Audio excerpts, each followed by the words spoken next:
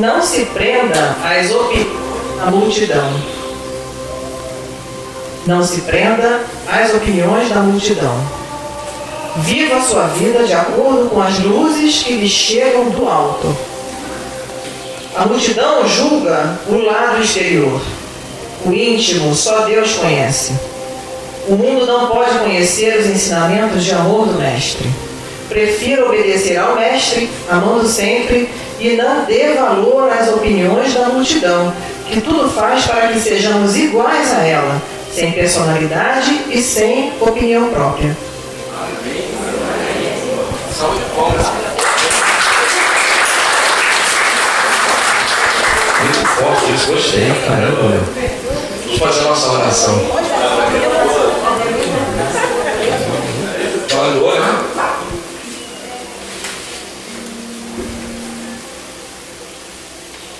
Pai, mais uma vez nos reunimos em Teu nome e rogamos a Tua presença entre nós, aproveitando esses momentos de confraternização e aprendizado para acalmar o nosso coração, abrir a nossa mente, aliviar o nosso fardo, tornando-nos receptivos às bênçãos e orientações que serão trazidas do mais alto a partir de agora. Permita-nos, Pai, a assistência dos bons trabalhadores. Que os guardiões da casa impeçam a entrada daqueles que tenham vindo nos perturbar. Porém, todos que aqui estiverem, dos dois lados da vida, que saiam melhores do que quando chegaram, assim como nós. Esteja entre nós, Pai, hoje e sempre. E que assim seja.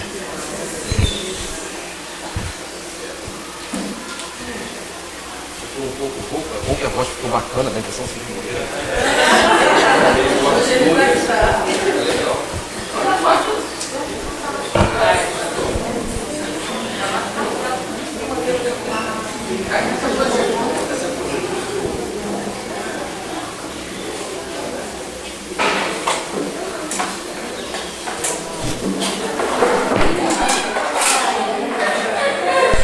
Podia ser pior. Podia ser pior. Não tem problema não. Se for sem slide, tá tudo aqui na cabeça. Eu acho. Nós estamos falando sobre, ou estamos encerrando um papo sobre mediunidade, não é isso? E nós já te explicamos alguns detalhes sobre o trabalho mediúnico. Entre eles, o fato de que o médium, ele em algum momento passa a emitir uma energia que o envolve, energia essa que pode ser percebida pelo espírito, pode ser percebida pelos irmãos desencarnados. Então, em algum momento da vida, é como se o médium, como assim dizer, acendesse, como se ele brilhasse no escuro. Em algum momento, às vezes aos 10 anos, aos 16, aos 50 ou aos 80, o médium simplesmente acende. Esse mecanismo é interessante porque dessa forma Deus nos força à busca do caminho. De que maneira? Se estivesse tudo bem na minha vida, eu provavelmente nunca procuraria Deus. Se eu tivesse dinheiro, se eu tivesse saúde, se eu tivesse um carro do ano, uma boa casa, boas roupas, uma família saudável, eu muito provavelmente não procuraria Deus. Desconecta o plug do gravador dele. Traz o gravador para cá que ele capta pelo microfone. Como dizia o meu filho do Android, o jogo não vai parar. Obrigado. Por que Deus faz o médium acender, iluminar? Porque Deus quer que a gente tenha problemas. É horrível dizer isso, né? É horrível dizer isso. Tem um livro do Leon Denis, se eu não estiver errado, o nome é Porquê da Dor e do Sofrimento.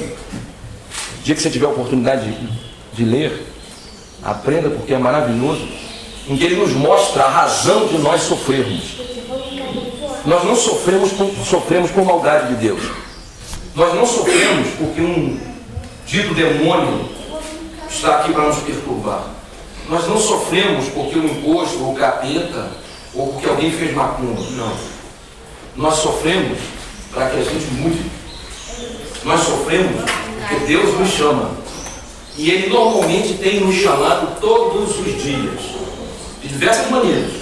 seja aquela pessoa que te acorda sábado de manhã para te entregar o papelzinho e te vender uma revistinha chamada Sentinela, seja através de uma revistinha chamada Guia de Negócio, que na última página tem uma seja ouvindo a Rádio Rio de Janeiro, seja ouvindo uma mensagem do Padre Marcelo na Rádio Globo, seja assistindo um programa na televisão, Deus te manda vários convites. E nós simplesmente rejeitamos, não ouvimos.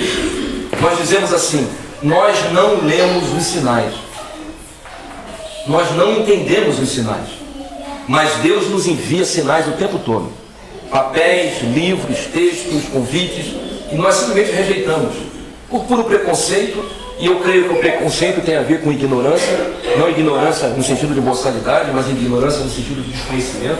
Se nós conhecêssemos, nós não teríamos o preconceito.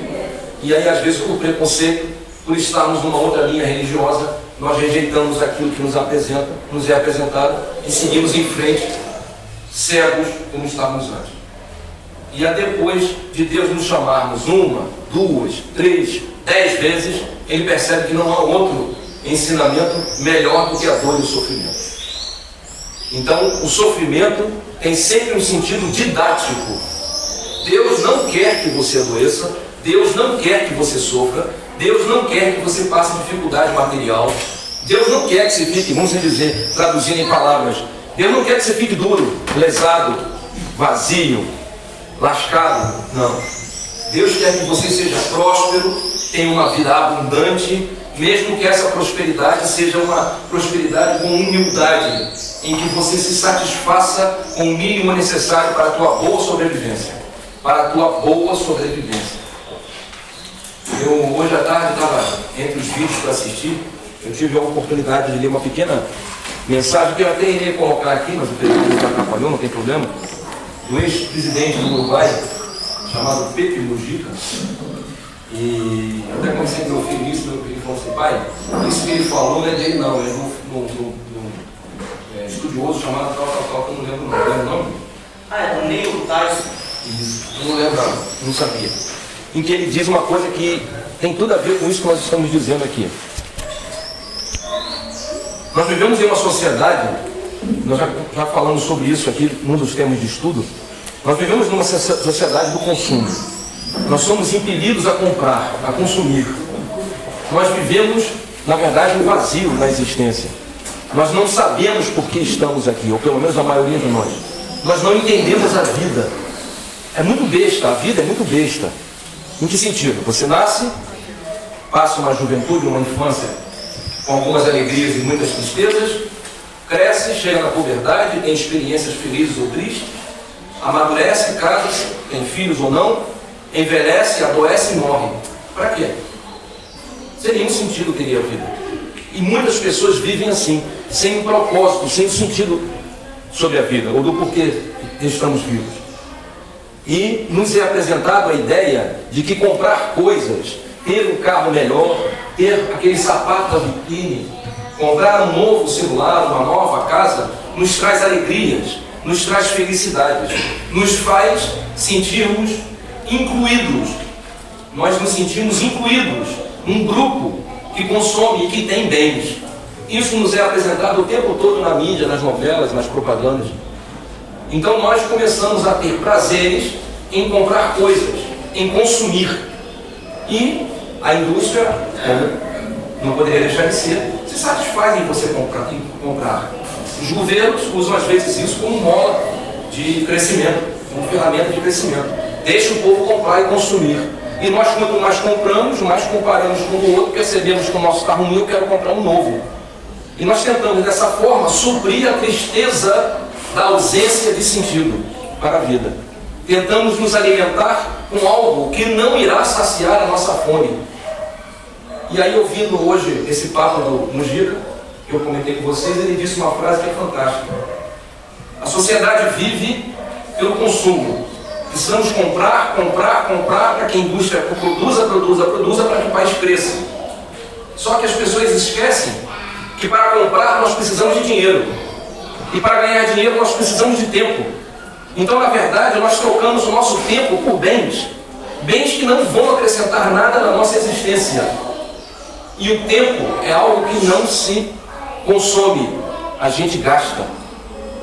O tempo não é algo que a gente usa, o tempo é algo que a gente gasta. Porque se o tempo pudesse ser apenas usado daria o sentido, nos daria o sentido de que eu pego isso, eu uso e devolvo. Ele continua existindo. Mas o tempo não continua existindo na nossa vida, nessa realidade que estamos. O tempo acaba e nós morremos. Então, na verdade, nós não usamos o tempo, nós gastamos o tempo. E gastamos o tempo para comprar coisas que não precisamos. Então eu digo para você, muitos de nós sofremos por razões bobas, mas esse sofrimento é Deus nos chamando para que possamos acordar para essa realidade.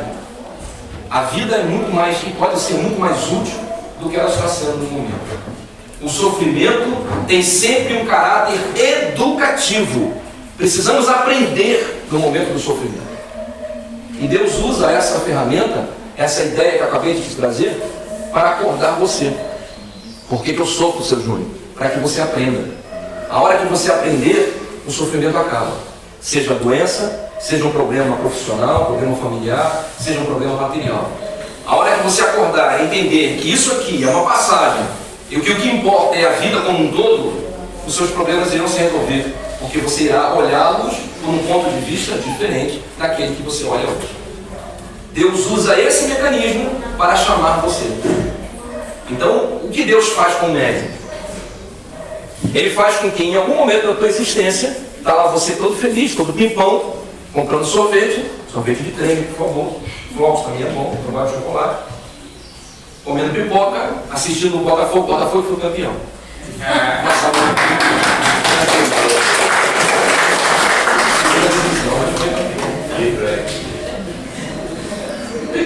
Ficou eu torcendo pro Botafogo, fui eu comendo pipoca, me empanturrando de pudim, tomando sorvete, com guaraná, tudo misturado, e esperando a vida passar.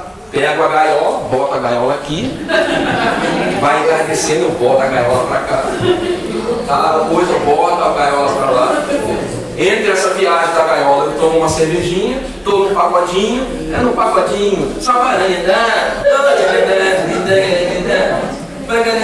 cervejinha, e a vida passa. E a vida passa, filho. A vida passa. Nós não temos mais 15 anos. Nós não temos mais 30 anos. Os 50 já passaram. Os 70 estão chegando. E nós estamos vivendo mais, mas ainda não com a qualidade que deveríamos ter, porque não entendemos a realidade da vida. Deus faz com que você sofra, e o médium em especial. Então, em algum momento da tua jornada, Deus vai plugar você na internet. Você vai ficar online. Ou seja, o médium acende. Aquela glândula que eu falei para vocês, a pineal, ela começa a produzir um tipo de radiação diferenciada, que interfere no teu campo perispiritual e faz com que você irradie uma luminosidade que pode ser balsâmica para os espíritos. Ou seja, você pode aplacar a dor de alguém que morreu, sem você saber. E aí você que está vivendo a sua vida, levando a gaiola para lá, trazendo a gaiola para cá, começa a ter um monte de problemas que você não entendia. Começa a sofrer um monte de dificuldades que você não tinha. A vida começa a ficar emperrada. A doença, o problema financeiro, o problema familiar, perturbações que você não tinha. E aí o que você faz? Está cheio de uruca, alguém vira para você e fala assim: procura Deus, filho, que Deus tem uma obra na tua vida. Aí vai você procurar Deus. Aí vai você procurar Deus. Procura na igreja católica, na igreja evangélica, no terreiro de Umbanda, em alguma nação do candomblé, no budismo, no islamismo, ou nos ismos. Procura você no psicólogo, no psiquiatra, em algum cientista, em algum médico, tentando buscar um caminho para a sua transformação. Então, por que o médium acende? Para que ele sofra e para que ele encontre Deus na busca do remédio. Amém, gente? Amém. Ajuda, no caso, Deus acende a mediunidade. Exatamente. Uhum. Só que nós estamos assim, isso, só que nós estamos assim offline, vamos dizer. Entendeu? Está todo mundo offline. Em stand-by. Em algum momento Deus vai lá e liga você, aperta o botão. E aí A mediunidade. E a mediunidade. Não o médium, porque ele já era. Era como se todos nós estivéssemos aqui, temos aqui 80 pessoas, e houvesse um espírito aqui como lá, e olhasse para todos e só vissem vultos. Mas em algum momento ele olha assim e percebe a Mônica e vê que a Mônica tem uma coloração diferente. Até porque ela está fazendo aniversário esses dias. Uma senhora de 50 anos. Aliás, amanhã tem o nosso baile para comemorar o aniversário dela. Que na verdade é na terça-feira, mas vai ser amanhã a nossa festinha. Todos estão convidados. E aí olha para a Mônica, que é médium, e eu, enquanto espírito, enquanto alguém desencarnado, começo a segui-la, começo a acompanhá-la. E quando eu me aproximo dela, eu percebo que a presença, ou seja, o fato de eu estar perto dela, faz com que aquela dor que eu tinha, talvez por eu ter morrido num atropelamento, ter morrido numa bala perdida, um tiro na cabeça, um problema hepático, um problema cardíaco, a dor começa a diminuir. Toda vez que eu me aproximo dela, a dor diminui. Então eu simplesmente começo a andar perto dela o tempo todo para que eu não sofra. Ou às vezes, em algumas circunstâncias, pela maneira como ela vive. Pela cervejinha, pelo passarinho, pelo cigarro, pela droga. Isso faz com que eu ainda sinta prazer de estar perto dela. Ou seja, o médium começa a ficar, ou começa a ser obsediado. A obsessão, então, não é uma doença, nem um prejuízo, nem uma maldade de Deus. A obsessão é um chamamento de Deus. Todas as pessoas que procuram a igreja, ou os terreiros, ou os centros espíritas, estão passando por um problema. E tudo isso é apenas um chamamento de Deus. Amém, gente? Amém. Nós havíamos falado sobre isso na semana passada. Talvez não dessa forma que eu estou falando, porque semana passada não estava bom, mas hoje está melhor. Né? Então eu estou falando com um pouco mais de clareza, com um pouco mais de calma. E hoje nós vamos encerrar o nosso estudo falando sobre mediunidade, acordando, se eu creio, 4 pontos. Eu creio porque eu não estou vendo aqui a minha cola. A primeira coisa que nós vamos dizer é o seguinte: seu Júnior, todo problema mediúnico, todo processo, toda circunstância, todo fenômeno é sempre um processo mediúnico. Todo fenômeno que eu não entendo é sempre um processo mediúnico. E se eu estou aqui e de repente eu vejo a cadeira se mexer, se eu estou no quarto, eu ouço alguém bater, eu estou lavando louça, alguém chama meu nome, Júnior, eu vou lá, não tem ninguém. Eu estou no meu quarto, o chão range. Isso é um processo mediúnico. Na nossa visão, todo processo, mesmo de paranormalidade, há um envolvimento mediúnico. Porém, para as pessoas de modo geral, há uma divisão. Uma coisa é a mediunidade, que é aquilo que nós apresentamos na semana passada. Quais os fenômenos, quais os tipos de médium. Eu diria, se a cadeira se mexeu, se houve um barulho, é porque há um médium de efeitos físicos no ambiente que doou a energia necessária para que o fenômeno acontecesse. Se você ouviu uma voz, ou se você viu alguma coisa, são processos mediúnicos. Mas algumas pessoas fazem uma diferenciação entre esse fenômeno mediúnico, onde entre você e o fenômeno há um espírito, ou seja, há sempre uma interferência do espírito, e um outro processo que as pessoas chamam de paranormalidade. E a gente toca nesse assunto, mesmo que rapidinho, mesmo que não passando, porque quem assiste filme na televisão, os filmes hollywoodianos, raramente vê fenômenos mediúnicos. Normalmente vê fenômenos que são tidos como paranormais na internet ou no cinema. Raramente você vai ver um filme como Um Chamado. Você já viu esse filme Chamado? Da menina que está vendo a televisão, sabe? Os cabelos na cara assim. Raramente você vai ver um filme como esse, em que é um espírito bom tentando te incluir. Geralmente é uma coisa nervosa e triste. Você vê o filme Poltergeist, pronto, que é mais antigo, talvez todo mundo. Quem já viu o Poltergeist, levante o braço, por favor. Ok, um só, não somos dois, hein, o Bruninho? É antigo. Venha para a luz, Belene. Fala, meu amor. Inclui aí na paranormalidade a percepção extrasensorial. Isso, vamos chegar agora aí. Boa, obrigado, Na verdade, são uma cultura, né? Isso. Da paranormalidade, percepção extrasensorial. É cultural. Tudo envolve a mesma coisa. Esse é o ponto, meu irmão. Esse é o ponto. Paulinho está na casa? Não, então tá bom. Depois pede para ele pegar o gancho e levantar. Levanta isso todo um pouquinho, Pedro, porque sem luz.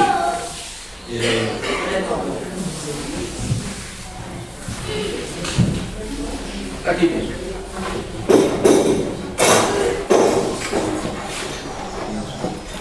Deixa eu levantar aqui, já estou satisfeito.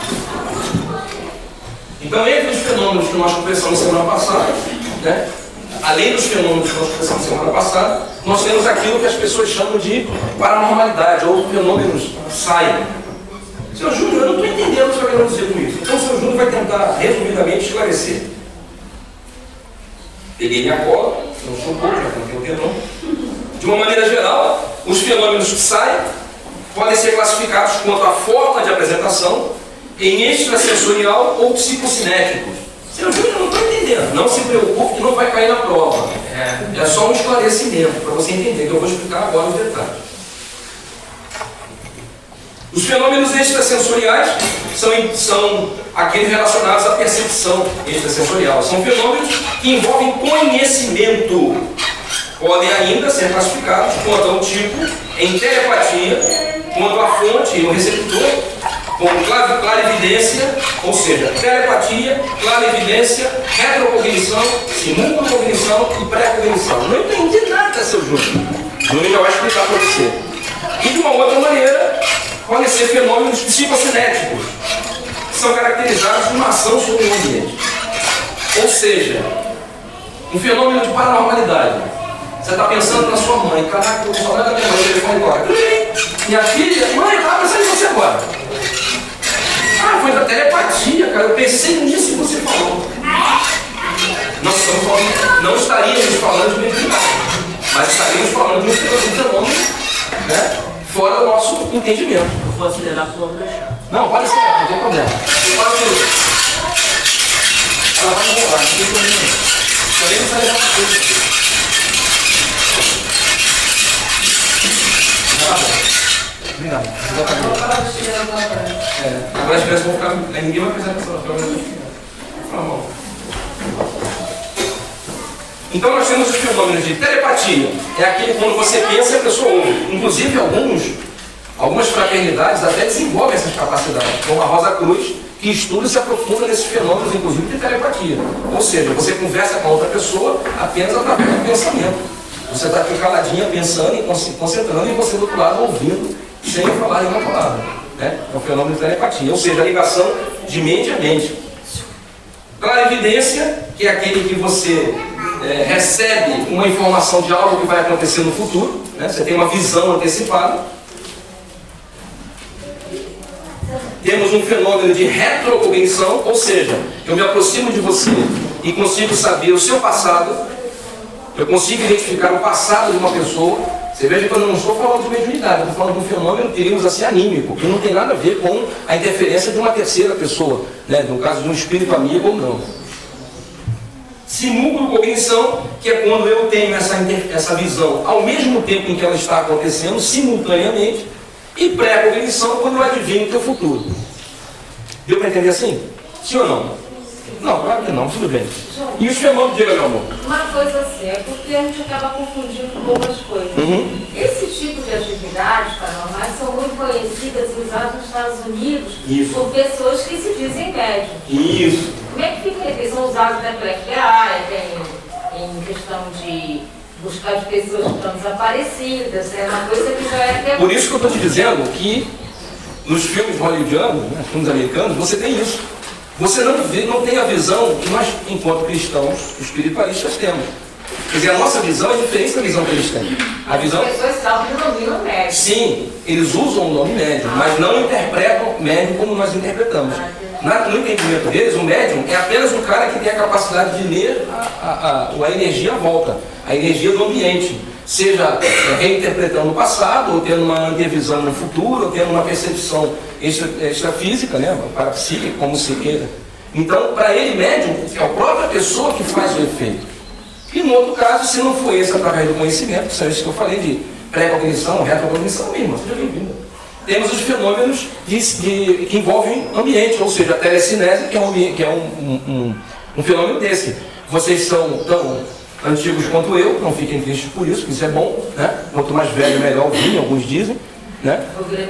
Puxei a sardinha pra gente. Vocês lembram do Uri Geller? Quem lembra do Uri Geller, levante a mão.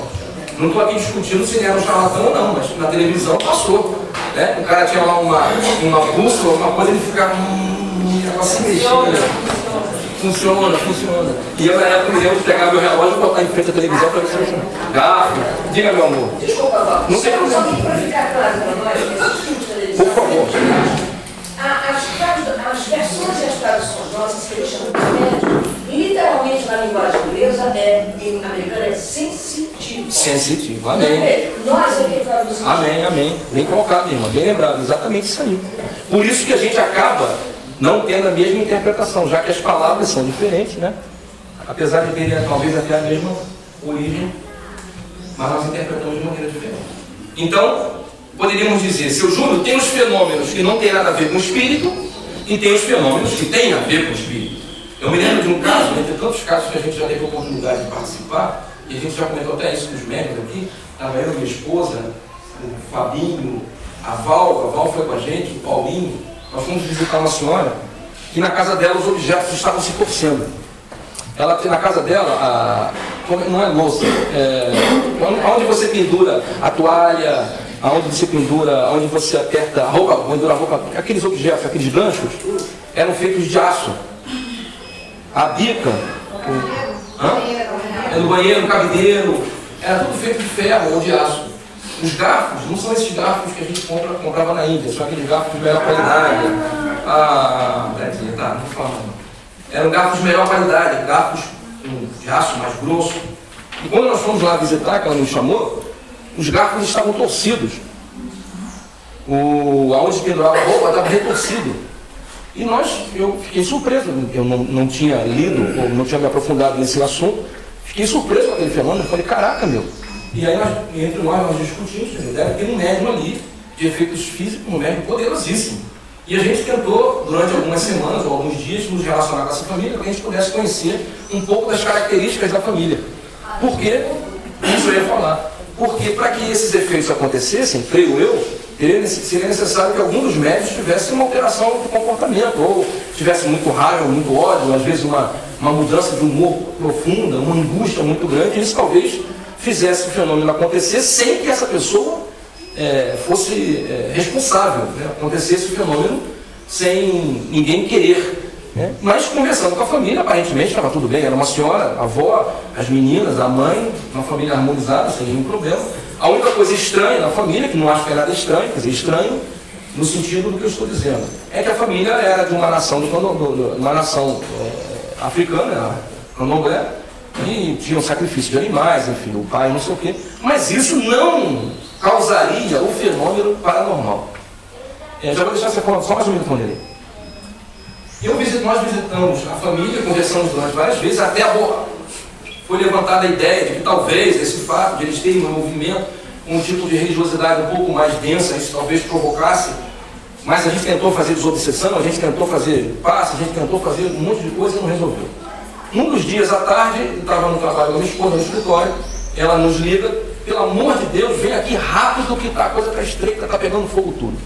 Minha esposa não pôde sair correndo, peguei meu carro, fui para lá de tarde, era 2, 3 horas da tarde. Quando eu entrei, ela no final do corredor tinha uma cozinha, eu estava pensando na cozinha, Júnior, vem aqui, olha o que aconteceu. Só estava a avó e a menina sentada lá atrás. Enquanto eu conversava, elas me ofereceram café, quer dizer, levou 10 minutos. De repente, lá de dentro, no final do corredor, eu vi um estalo, como um galho quebrando.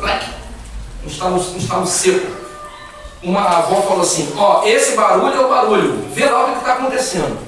Enquanto a água fervia, eu saí correndo pelo corredor, cheguei no quarto, a cama estava pegando fogo. Não tinha ninguém na casa, só tínhamos nós três. A avó, a neta e eu conversando. Quando eu cheguei lá, estava pegando fogo. Fui tentar até apagar, a mãe falou que o braço está queimado. Queimou porque o tecido na coxa era aquele tecido sintético. Não, o fogo já tinha, em várias áreas da casa, tinha lambido tudo. O banheiro dela era completamente destruído, os ferros tudo retorcido, assim, aquele ferro grosso, assim, tudo retorcido, gente. Um negócio impressionante. Bom, nós não conseguimos dar prosseguimento ao estudo, uma análise melhor do que acontecia, porque a própria família resolveu voltar ao terreiro e buscar outros tipos de prática e começou a rejeitar um pouco a nossa presença, porque a gente estava tentando abordar por outro ponto de vista, mas aquilo me levantou uma ideia. Eu falei, caramba, então existem coisas que não tem, talvez, somente uma interferência mediúnica, talvez haja mais do que aquilo que eu esteja entendendo. Fala, meu irmão. Nesse caso aí também, a coisa começou a ficar complicada, até que um dia que pegou fogo na senhora. A perna dela queimou o braço, e nós fomos ler sobre isso, estudar sobre isso. Tem casos que o médium, quem quer que seja, pega fogo literalmente, nada apaga, vira cinza. Tem várias fotos sobre isso. A pessoa pega fogo, mas a cadeira que ela está não pega. É impressionante. E ela vira cinza e nada apaga. Autocombustão. Vanderlei, fala, por favor, meu irmão. Geralmente na casa tem criança entrando na puberdade ou adolescente. Eu pensei nisso também, Vanderlei. Eu pensei nisso também. Eu já tive um caso desse assim, já li sobre na internet mesmo, até mesmo um trabalho, chamado, eu não faço nada, né? O pessoal fica lá, a televisão vai ter um peito de unha passando nas costas do outro. Caraca. Eu acredito lá. Lá a televisão atacou a senhora também. Ela passou na sala, a televisão se voou em cima dela. É isso que eu te perguntando. Mesmo que o caso de poltergeist, que é o caso justamente esse de pré-adolescentes que estão entrando na puberdade. Isso eu pensei, mas só que a questão é que na casa, a moça, a menina, não era pré-adolescente, ela já tinha uns 19, 20 anos. Ela vivia inclusive com um rapaz. Quer dizer, e a outra senhora era uma senhora de idade. E a mãe era uma mulher de 50 anos. Uma casa apedrejada e também um grupo de. Eu e outro colega também chegamos a atender, 72 pessoas.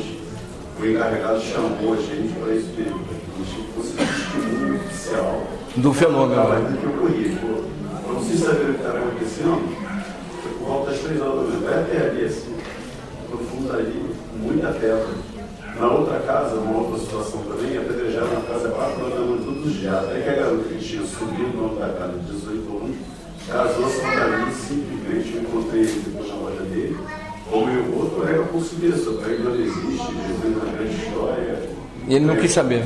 Eu fui procurar ele, ele tinha uma regiória, tinha uma situação boa, regiória, Yanga, Barros.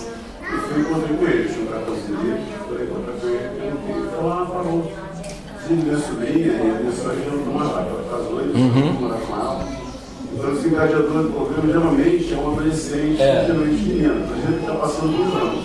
Ela talvez fosse casar, nossa, aquela ansiedade, aquelas coisas. Talvez, assim, ela falou que ela passava o dia todo trancado e ele tinha câmeras, inclusive ouvia a gente correndo pelo terreno dele. Mas quando a gente chegou no portão, ele tinha um fio quase que eu vou por cima da gente.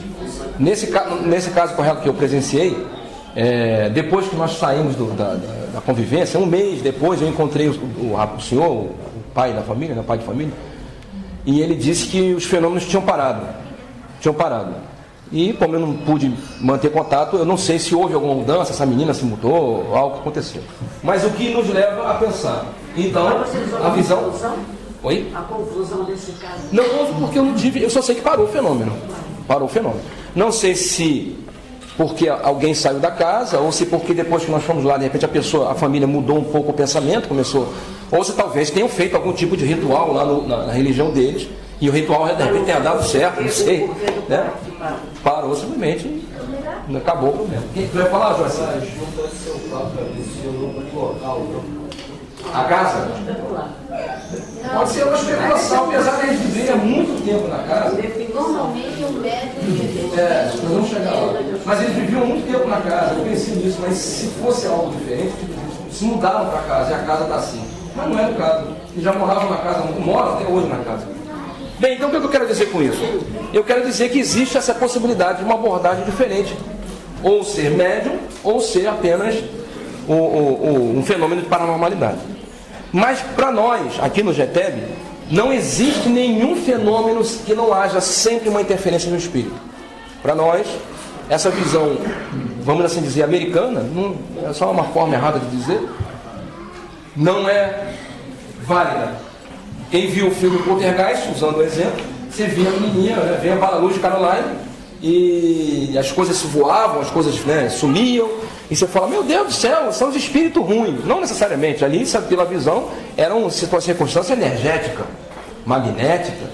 Para nós, não existe isso. Toda ação magnética, toda ação de paranormalidade tem sempre a presença de um fenômeno mediúnico. Tem alguém na casa que faz com que isso aconteça, mesmo que inadvertidamente, mesmo que ela não pense, tem algum médium de efeitos físicos que proporciona essa atividade. Ficou claro para vocês, sim ou não, gente? Sim. Vocês querem o travesseiro agora ou daqui a pouco? Não. O edredom?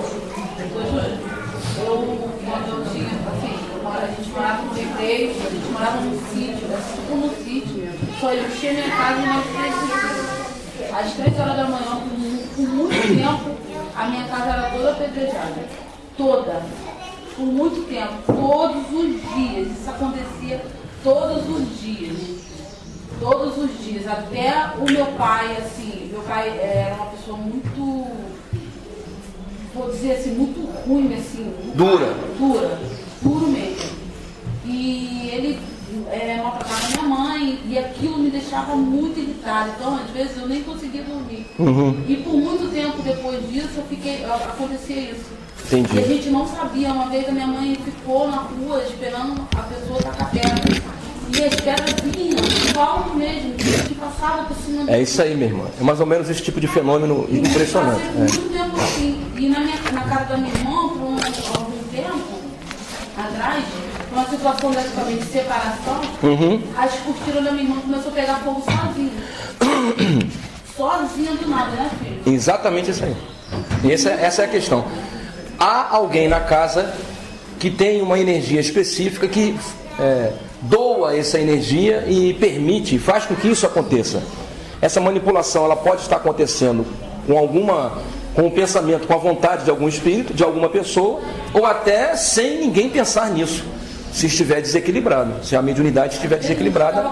Isso, e aí tem a ver com isso que o Vandani levantou, com o que o Edia falou, essa chegada na puberdade, essa mudança de humor, isso acaba acontecendo. Eu ficava muito nervosa, ficava assim, minha vontade era pegar meu pai, e aquilo ali me deixava sem dormir às vezes. Nós usamos, eu acabei de falar um termo de mediunidade ou animismo. E o que é animismo? Bom, para quem é médium, para quem já está estudando, animismo é um dos maiores problemas que existem. Porque quando você fala animismo, é aquilo que no terreiro o cara fala que trepou no santo. Uma expressão horrível, mas é comum nos terreiros. Fulano não está manifestado nada, fulano está mistificando, trepou no santo. Está fingindo que está com santo e não está com santo. Nós vamos dizer para você que animismo é quando não é um espírito que faz acontecer, é quando você faz acontecer. Isso acontece, infelizmente, em muitos terreiros que não fazem estudo, desenvolvimento, em muitos centros que não se preocupam com a transformação do médium, apenas com o fenômeno. De repente você é médium, eu não quero que você aprenda nada, não quero que você estude nada. Vem cá, você é médium, fica aqui que vai funcionar. Sem um preparo, sem um estudo. Isso acaba gerando esse fenômeno de animismo. O que é esse diacho desse negócio? Vamos imaginar, eu estou aqui cantando para caboclo, tá? Vamos falar de macumba. Ok, caboclo que vem de longe, arreia que eu quero ver. Essa banda tem firmeza, essa banda tem dendê. Tá lá o Bruninho se sacudindo, tá lá a Fernanda se sacudindo, né?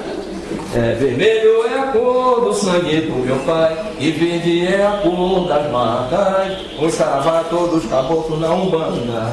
Os saravá, a mata onde eles moram, tá cantando lá os pontos, os hinos de louvor, vamos assim dizer. Tá ela manifestando.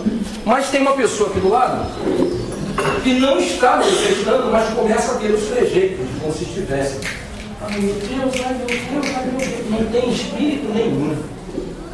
Não é espírito. Mas como é que ela está ficando assim? Por que ela está achando que está?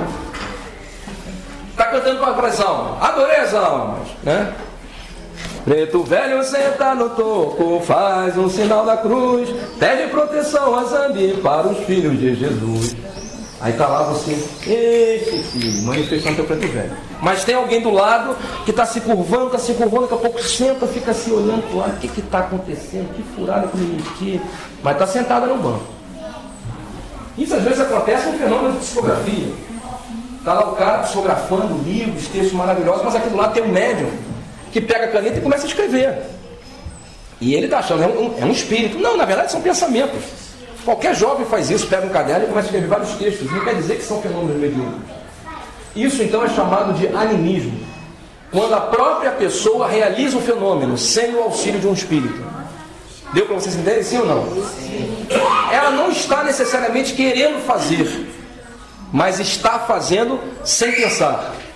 Alguns dizem que essa manifestação é uma reminiscência cultural. Eles chamam isso de uma outra expressão. Não precisa decorar que não vai cair na prova, não.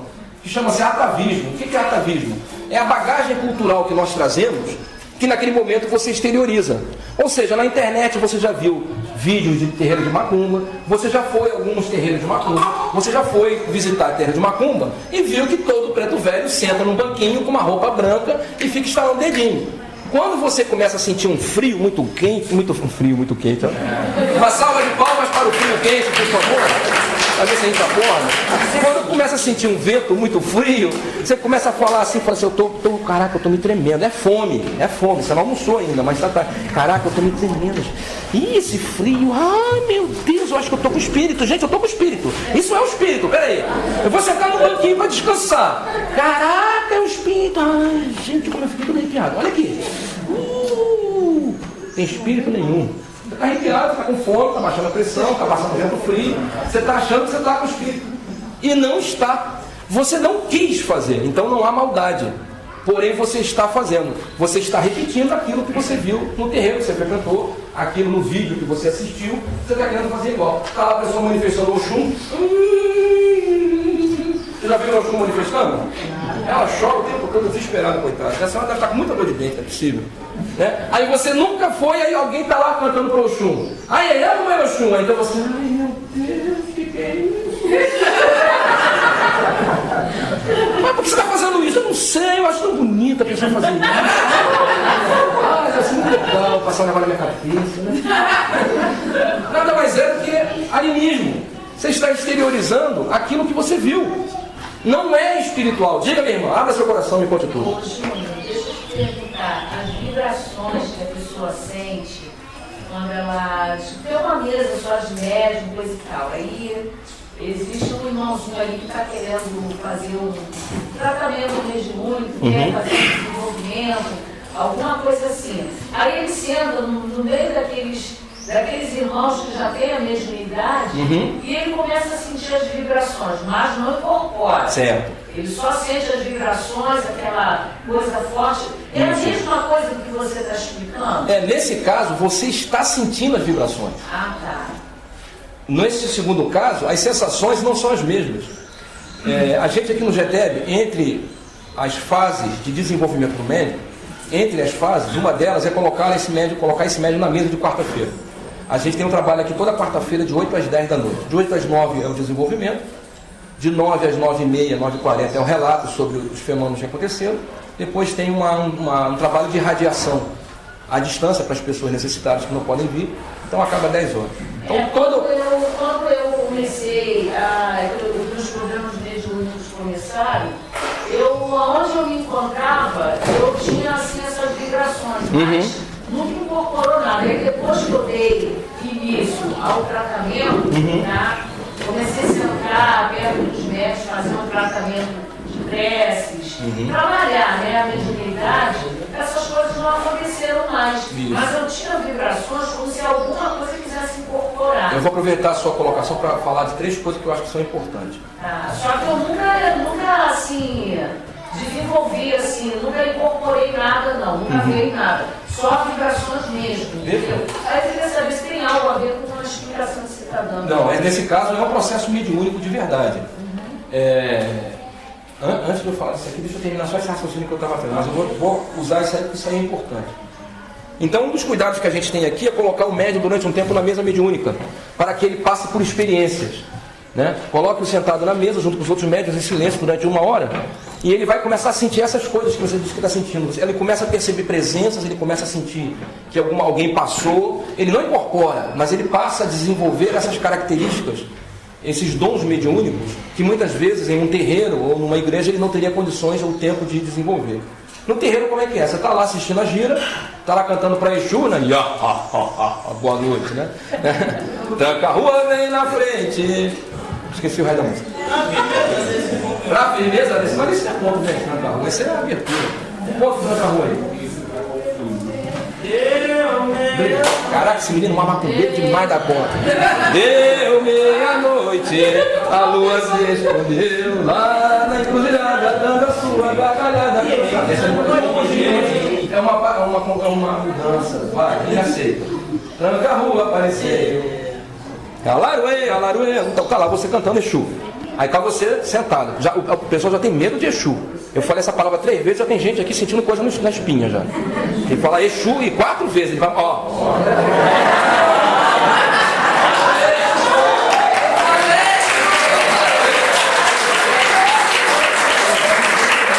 Deu medinho. Eu falei 3 na 4, obrigado.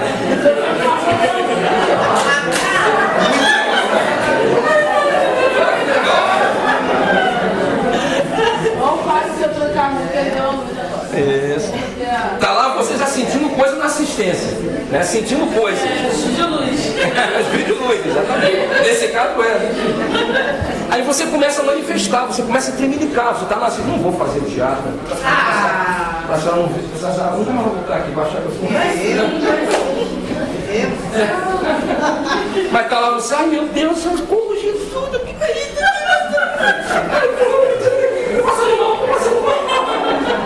Joga o ferro, vou passar bem, pelo amor de Deus.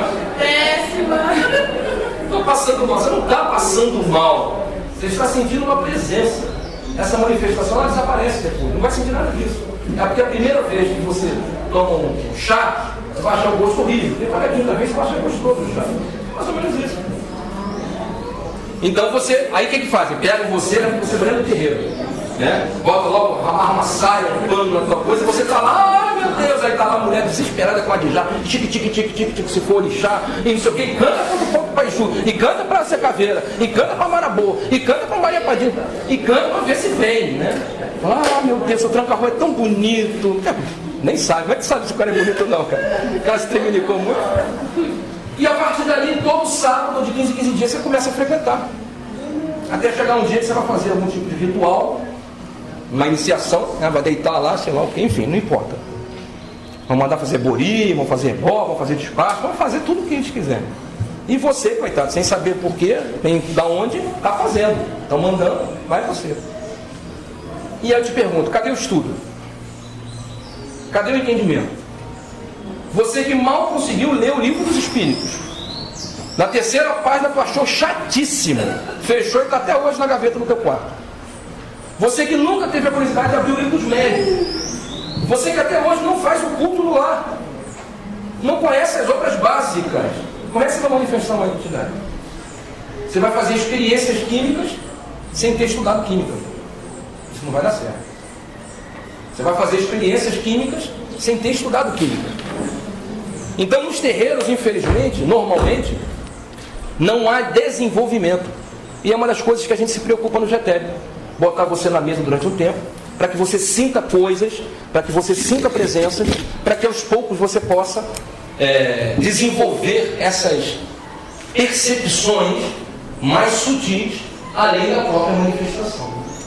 Se for o seu caso, se você tiver mediunidade ou uma dívida na linha de Umbanda, depois de você passar um tempo na mesa, nós vamos trazer você com um desenvolvimento de Umbanda. E o legal é que é tudo conversado, é uma hora de desenvolvimento. Não estou querendo só fazer propaganda na nossa casa, mas eu preciso, porque eu estou aqui, né? Se eu estou aqui, eu acredito nisso aqui. Onde está gravando assim mesmo? Não, vai ligar o projetor. Ah, tá. Você vai passar um tempo no desenvolvimento e quando acaba o desenvolvimento, a gente conversa sobre o que aconteceu. Como foi o fenômeno? O que você sentiu? E aí os mais antigos falam, os mais novos falam, você acaba tirando dúvidas e perguntando. No final, você acaba tendo mais tranquilidade na manifestação. Só que o terreiro não faz isso. Então é muito fácil que haja esse animismo, esse atavismo no trabalho de um terreiro. Deu para entender? E aí eu digo, como é que você vai saber a diferença de uma coisa para outra? Um dos equívocos que eu percebo é que no terreiro eles não dão tempo de a tua entidade dizer o nome. E como você desenvolveu apenas a capacidade de incorporação, você talvez não tenha desenvolvido a vivência, não tenha desenvolvido a audiência, não tenha desenvolvido a psicofonia, a psicografia, não tenha desenvolvido a intuição, você não desenvolveu absolutamente nada. Você apenas aprendeu a fazer aquilo. Mal comparando, eu não sei se vocês já fizeram, já tiraram a carteira de motorista, né? Quando você vai fazer uma autoescola para tirar a carteira de motorista, eles te ensinam a dirigir um carro. Só que o que eles te ensinam na autoescola é praticamente nada daquilo que você vai usar no seu dia a dia. 90% do que você aprende na autoescola, infelizmente, você não vai usar no seu dia a dia. E aquilo que você faz no seu dia a dia não vai funcionar na autoescola. Você vai ter que pegar o carro, se arrebentar, ficar nervoso para aprender. É mais ou menos o que acontece no terreno. Amém, gente? Amém. Para quem quiser saber a origem desse termo animismo, apareceu pela primeira vez no livro chamado Primitive Culture, do Edward Taylor. Já foi recém-traduzido, o livro foi recém-publicado no Brasil, como Cultura Primitiva, em 1871. Foi o primeiro cara a escrever sobre animismo. E ele mostra nesse livro que o Sol tem essa energia, a Terra tem essa energia, as plantas têm uma energia, todos nós temos uma energia, e essa energia pode ser usada e manipulada. E aí eu te falo uma segunda coisa, das três que eu iria te dizer. A segunda coisa é o seguinte: normalmente as pessoas, por desconhecimento, acabam acreditando que na manifestação mediúnica você apaga. Não, eu apaguei, eu dormi. Porque o certo é apagar, o certo é dormir. Manifestei um orixá, apaguei. Obrigado, meu filho. Manifestei um orixá, eu apaguei. Manifestei um guia, eu apaguei. Não estou vendo mais nada, não sou mais eu. Não sou mais eu, seu Júnior. Nós falamos da consciência, animismo, vamos lá, tá? Então não fugir muito do que a gente dizer, não. Só para falar de novo. Abaixa só um pouquinho a música dele. Seu Júnior, eu apago. Quando eu manifesto minha entidade, eu nem sei o que aconteceu. Aí eu fui trabalhar na consulta, depois você fala assim, e a sua avó, a sua velha, o seu caboclo falou umas coisas. É mesmo? O que ele disse? Mas como é que foi que ele falou? Eu quero dizer para você, em alto, irmão, só aproveitando o seu tranca-rua igual a luz, para que todos possam ouvir. Não, ele agora vai segurar. Segura a gira, mãe. Eu vou dizer em alto e bom tom, para que todos ouçam. Apagar na manifestação é a pior coisa que pode acontecer ao médium. Um médium que apaga não presta. É como diz Ramatiz, é um cavalo chucro, sem serventia. Um bom médium é aquele que nem apaga e nem fica totalmente consciente. Ele fica sempre consciente. Em alguns momentos mais apagado, em alguns momentos menos apagado. Em alguns momentos ele vai estar mais consciente, em outros ele menos consciente. Há uma variação dependendo da necessidade do trabalho. Mas ele nunca apaga. Raros os momentos na história da mediunidade em que o médium apagou. Médium bom. Médium bom. Poderíamos dizer que Allan Kardec, já no final da obra da codificação, ele apagou em alguns momentos, porque por ser uma obra muito importante, a espiritualidade superior não queria que ele interferisse com os pensamentos dele. Mas por ser uma obra que fez uma divisão entre antes e depois. Mas em terreiro, em trabalho mediúnico, não pode apagar. Se você me disser que manifesta uma entidade e você apaga, eu vou te dizer, essa entidade não é boa. Afaste-se dela. Fala, minha amiga Adma. Mas pode vir. Da Admita Cosméticos. Mexão. Mas pode vir acontecer de esquecer alguma coisa. Isso sim. Isso é tranquilo, nenhum problema. Fica uma vaga lembrança. Beleza, tranquilo. É tipo quando a gente uma entidade trabalha e não quer que a entidade está fazendo. Tipo isso. Você vai fazer um trabalho e a entidade percebe que esse trabalho pode interferir no teu livre-arbítrio e então ela te respeita. Porém, não há necessidade. Porque como nós ensinamos na primeira semana que abordamos o assunto sobre mediunidade, a mediunidade é para o outro, mas é por você. Quem aprende com o fenômeno é você. E a lâmpada que apaga, ela não ilumina. Tem uma outra questão também que acontece. Fala o Bart. Fala, Tem uma outra questão que acontece às vezes. A pessoa pode estudar, vai tirar as dúvidas com um guia e acaba falando algumas intimidades, acaba falando de detalhes pessoais da vida. E aqueles detalhes não ficam na lembrança do médico. Isso aí. Aqueles detalhes pessoais da vida tem que escutar, não tudo, só os detalhes não ficam. Perfeito. Até porque é uma invasão de privacidade, que é a espiritualidade respeito.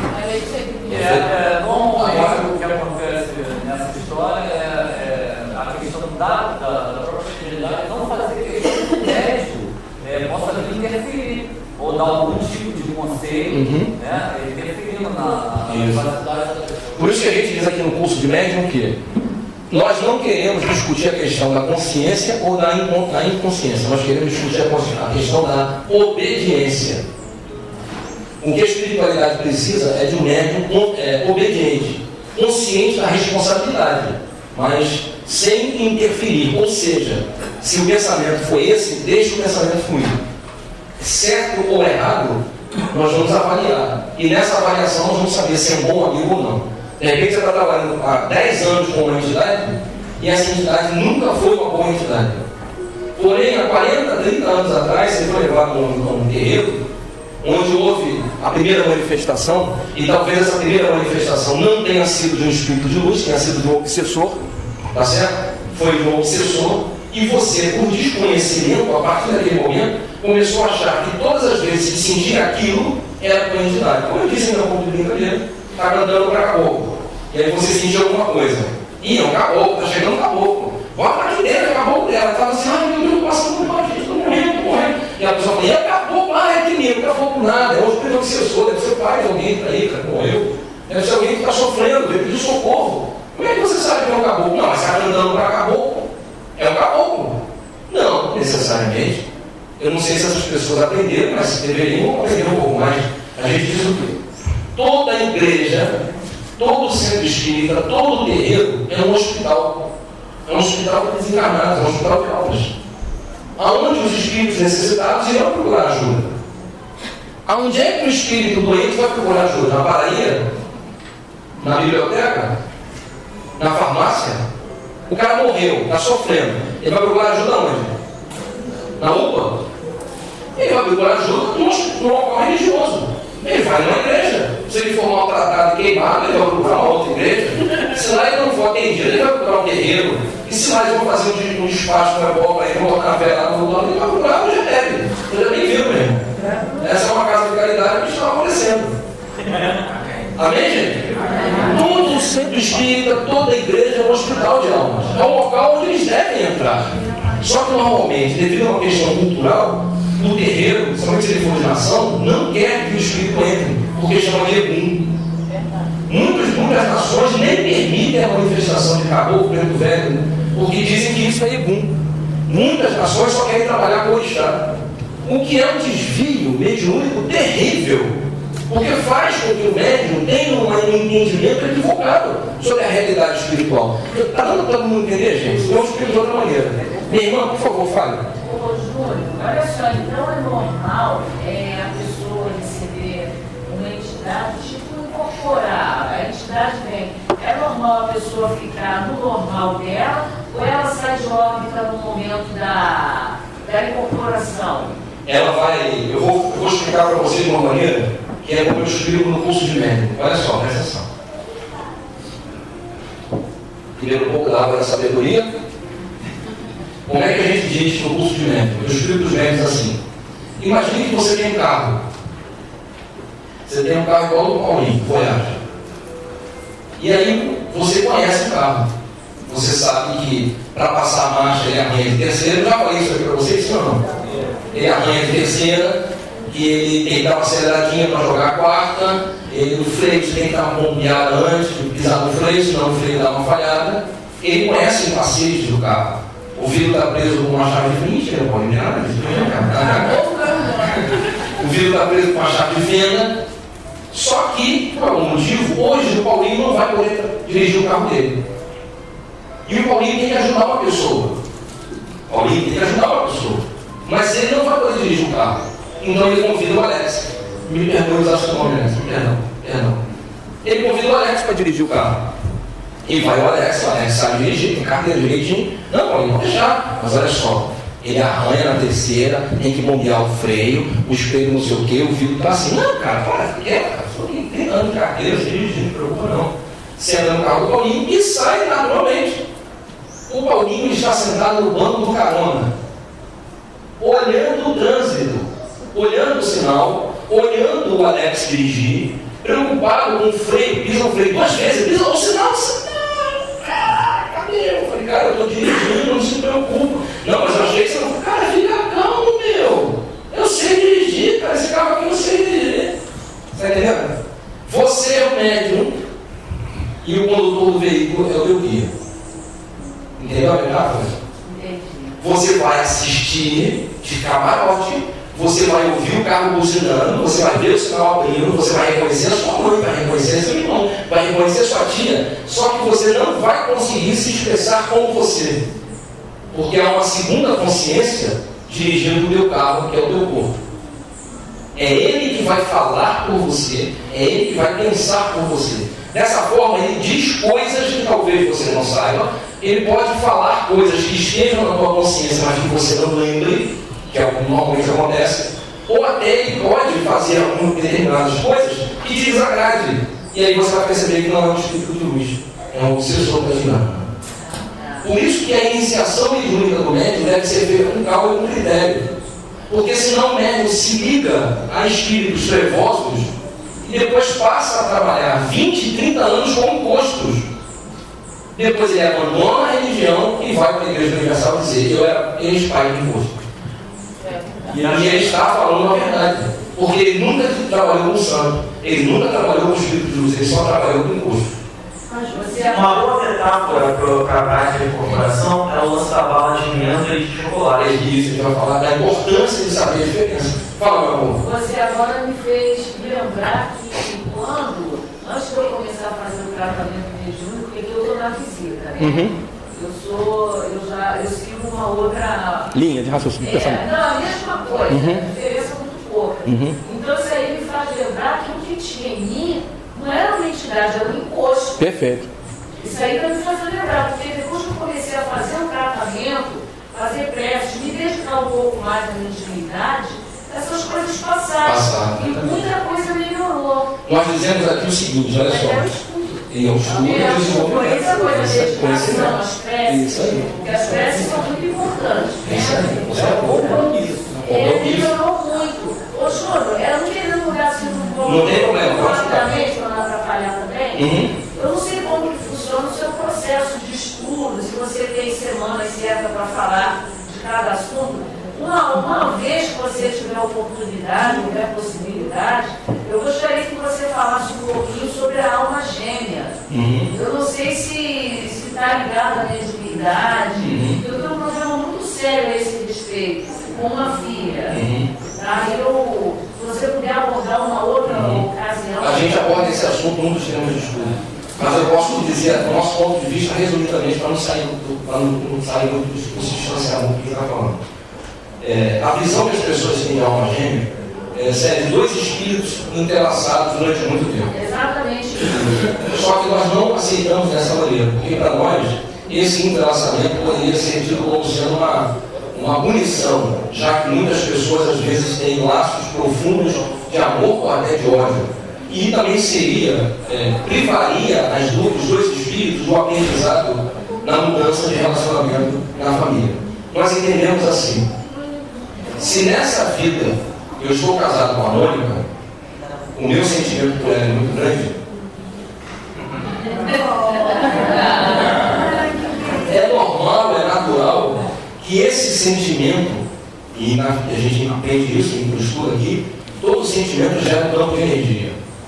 E essa carga de energia é eletromagnética, ou seja, ela tem uma carga elétrica que gera um campo magnético. Não existe elétrico sem magnético. Toda carga elétrica gera um campo magnético.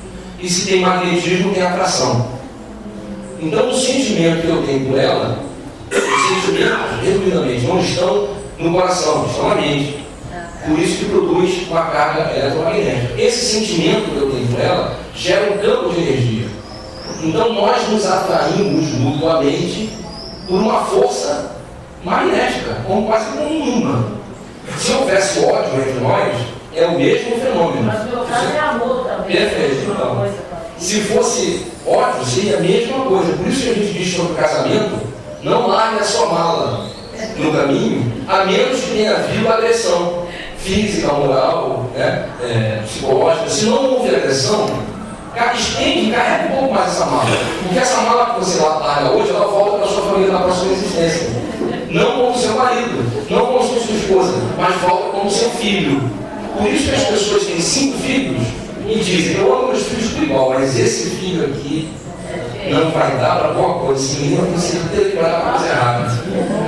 E você tolera tudo que esses 4 fazem, mas esse aqui você é intransigente. Você exige dele porque ele não consegue dar. Você quer que ele seja perfeito. Mas mãe, vai dar! Você diz, meu filho, toma, trouxe um pouquinho, trouxe um pouquinho. Você diz, é teu marido. Exatamente. Entendeu? Mas eu tenho essa diferença. Exatamente. E aquela pessoa que você tem um amor profundo, aquele amor que vai além do relacionamento de mãe e filho, pode ter sido tua esposa. Pode você ter tido um relacionamento de amor ou de amizade muito grande, e esse campo magnético permanece entre vocês. E numa nova formação familiar, esse campo magnético pegou essas 2 peças e se encaixou na família.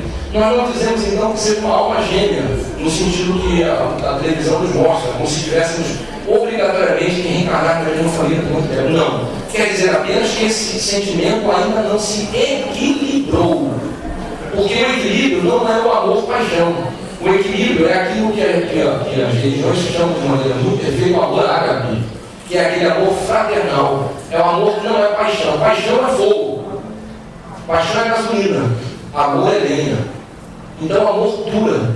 Ele se acalma. É manso e pacífico. Mas há a possibilidade do marido, da mulher, da mãe, do filho, voltar em outras vidas com a mesma felicidade? Sim, talvez mudando o personagem na família. Deixando de ser filho, deixando de ser mãe, passando a ser irmãos, primos. É por isso que você olha, conhece pessoas, conheceu ela aqui hoje, menina, sabe, eu gosto de você como se você fosse minha irmã. Parece que eu tenho mais simpatia por você do que por minha própria irmã. Por quê? Porque talvez ela já tenha sido da sua família em existência anteriores. Mas como o relacionamento de vocês se acalmou, ficou apenas um amor fraternal, não houve mais atração magnética necessária suficiente para que vocês voltassem da mesma família. Deu para entender? Estou entendendo, sim ou não? Eu tenho sido mais sintético e objetivo. Mas aí voltando ao que era. Fala, meu amor. A situação que a pessoa estão cantando lá pro filho velho, a pessoa pode começar a ter a tremedeira, essa tremedeira no caso, ela foi feita pelo movimento ali, pela energia de estagnação. Aí no caso, se o centro não é uma coisa séria, vai incentivar essa pessoa a estimular esse sentimento, isso aí, e aí vai ficar enganado o resto da vida. Durante um bom tempo, até que ela acorde. É por isso que nós falamos. Nem sempre o pai de santo entende isso aí. Não entende. Ele não entende. Eles estudaram sobre como fazer o amalá, como agradar Xangô, agradar Iemanjá, mas eles não entendem ele acha que você esse está falando velho mesmo ali, às vezes não. Sabe, as pessoas que estudam espiritualidade inclusive a Cachoeira, eu entendo de espiritualidade, mas nunca vão ser consideradas espíritas ou cristãs, porque Zília Gaspareto não é espiritismo, é fantasia, folclore, é romance, não tem nada de espiritismo. Então ela não segue as regras do espiritismo. Então é a mesma coisa, o cara tem uma noção. Eu assisti aquela novela, gente, aquela novela A Viagem, eu sou espírita.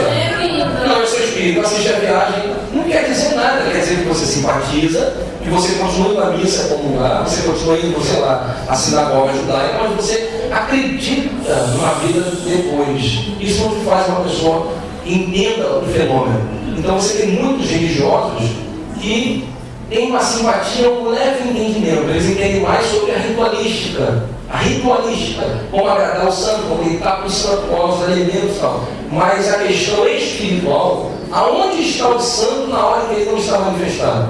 Aonde moram os orixás?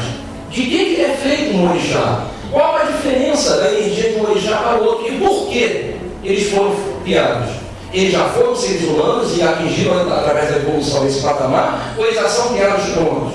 entendeu? Meu guia, meu caboclo, meu preto velho, meu mentor, aonde ele está quando ele não está trabalhando comigo? Ele trabalha comigo uma vez por semana, de 15 em 15 dias. E nos outros dias da semana? Ele toma café, ele dorme? Que tipo de roupa ele usa? Qual é a casa que ele mora? Como é que eu falo? E não são questões que as pessoas não sabem. Elas sabem que manifestou, incorporou e falou. E depois ele subiu, foi embora. Para onde? Eu não sei, foi para algum lugar, não me interessa. Essa é a questão. Deu para entender sim ou não? Sim. Então o que nós dizemos para você? Que para nós aqui, não importa que você apague. Quem apaga o santo não serve para trabalhar. Não serve para trabalhar. Médio bom é aquele que é semiconsciente. Por quê? Porque ele vigia. Porque ele tem condições de ter um questionamento sobre o fenômeno. Ele vai avaliar se o fenômeno foi um fenômeno bom. Não adianta dizer, não, recebi uma entidade, eu apaguei. A entidade fez você enfiar a mão dentro do caldeirão de entender, fervendo para pegar uma chave lá no fundo. Isso é ridículo. Porque a força, o poder, não está na violência, na agressividade. Pelo contrário, Deus não seleciona os violentos, os agressivos. Deus seleciona os mansos. Então o poder não está na agressividade, está no amor. Quanto mais violento, quanto mais agressiva for a religião da pessoa, ou a expressão religiosa da pessoa, mais primitiva, mais materializada, mais arcaica ela é. Então nós temos que buscar a sublimidade. Quando a gente faz o estudo aqui, meu tempo já acabou, eu peço perdão, já passei 10 minutos, 1h15, 1h15 de reunião. Quando a gente faz o estudo aqui sobre energia e espiritualidade, eu vou falar resumidamente, espero que todos consigam entender, a gente explica o quê? Há muito tempo os orientais nos pedem que a gente medite, relaxe. O que é meditação? É você ficar durante minutos, horas, quieto, em silêncio, apenas prestando atenção na tua respiração, tentando deixar seu pensamento viajar, encontrar um relaxamento profundo, a ponto de você se acalmar e dessa forma ter um contato com Deus. Tem inclusive uma música do Gilberto Gil que diz assim: se eu quiser falar com Deus, tenho que me acalmar. A letra da música, leia, que o que ele diz lá é perfeito, é uma aula sobre o encontro com Deus. Então, há muito tempo os orientais nos pedem que a gente medite, que a gente se acalme. Por quê? Porque quando você está muito agitado, quando você está muito acelerado, a sua frequência energética é muito intensa. E como é que Deus cria o mundo? A energia que está à nossa volta é manipulada pelo Pai Criador, de forma que através da sua vontade, da sua querência, do poder da sua vontade, ele acelera a carga eletromagnética do átomo e ele passa a se materializar nos diversos níveis existenciais. Dependendo da frequência com que essa carga eletromagnética encontrou estabilidade, ele gera campos materiais diferentes. Vou explicar de uma outra forma. O nosso lar tem cadeira, mas não é uma cadeira feita da mesma matéria que nós temos aqui. Porque a matéria lá, ela está numa frequência diferente da nossa. Então, quando você tem uma religiosidade que acelera você, na verdade ela te afasta de Deus. Porque Deus está na harmonia e na calma. Quando você se acalma, você expande a sua consciência para além do corpo físico. Você expande a onda. A carga eletromagnética expande a onda, se expande a ponto de quase ficar neutra. A neutralidade é a presença de Deus. Não sei se eu consegui me fazer entender, eu tive que falar rápido. Mas a ideia é uma expressão religiosa que acelera você, te afasta de Deus. Uma expressão religiosa que te acalma e faz com que haja uma introspecção, essa te aproxima de Deus. Quanto mais calmo, mais manso, mais poderoso você é. Por isso que essas religiões que matam animais, que colocam no mundo caldeirão de vender, que fazem provas de fogo, dê o seu todo, você tem que dar o seu todo, você tem que ser no seu que entregue-se no esse tipo de religião só traz fanáticos, só faz fanáticos. Não faz pessoas, não torna as pessoas espiritualizadas, não as aproxima de Deus. Amém, gente? Amém. E me perdoe se eu não consegui ser sintético o suficiente, mas eu diria para você, encerrando a nossa conversa, você, quem é você? Já se pensou, já parou para pensar quem é você? Você, aonde está você? Aonde você está? Aonde você, em que parte do seu corpo está você? Você está na cabeça? Você está na sua mão? Você está na sua perna? Eu digo para você, se essa mão fosse eu, a hora que eu perdesse essa mão, eu deixaria de existir. Sim ou não? Se essa orelha fosse eu, na hora que alguém cortasse a minha orelha, eu deixaria de existir. Se esse corpo fosse eu, na hora que eu perdesse as minhas pernas e os meus 2 braços e tivesse que ficar tetraplégico, eu deixaria de existir. Sim ou não?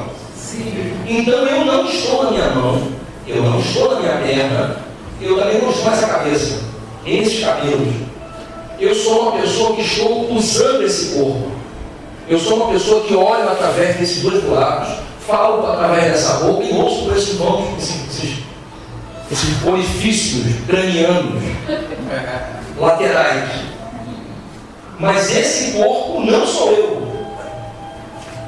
Se destruísse meu corpo, eu continuaria existindo. Pode queimar meu corpo, matar meu corpo, destruir meu corpo, dilacerar, colocar ele no micro-ondas. Eu vou continuar pensando, existindo e raciocinando. Porque eu sou essa consciência imortal que temporariamente habita esse corpo. Sim ou não? Sim. Então eu digo para você, encerrando esse papo sobre consciência e inconsciência, que na verdade está fora de ordem, né? Era assim o primeiro a falar. Encerrando esse papo, eu digo: quando eu manifesto uma entidade, se eu perdesse a consciência, eu deixaria de existir. É verdade, sim ou não? Sim. Ficou claro?